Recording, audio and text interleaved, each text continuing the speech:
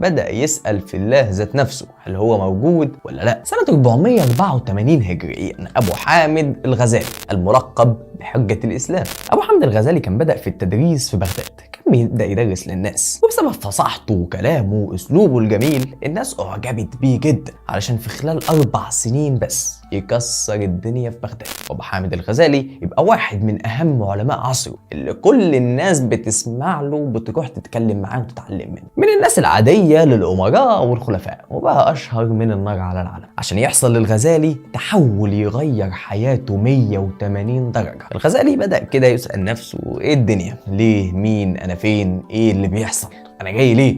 إيه اللي أنا بعمله ده؟ هل اللي أنا بعمله ده صح؟ هل أنا مخلص في رسالتي دي لله؟ ولا أنا بعمل ده والتدريس والعلم ده كله لمصلحتي الشخصية؟ والأسئلة بدأت تجيب أسئلة، ومكانة الأسئلة طلعت شكوك. فبعد ما كان بيسأل عن هل هو مخلص في رسالته دي لله ولا لأ، بدأ يسأل في الله ذات نفسه هل هو موجود ولا لأ؟ والدين، هل الدين ده صحيح ولا غلط؟ والعادات اللي ورثناها طيب هل ده كذب ولا حقيقة؟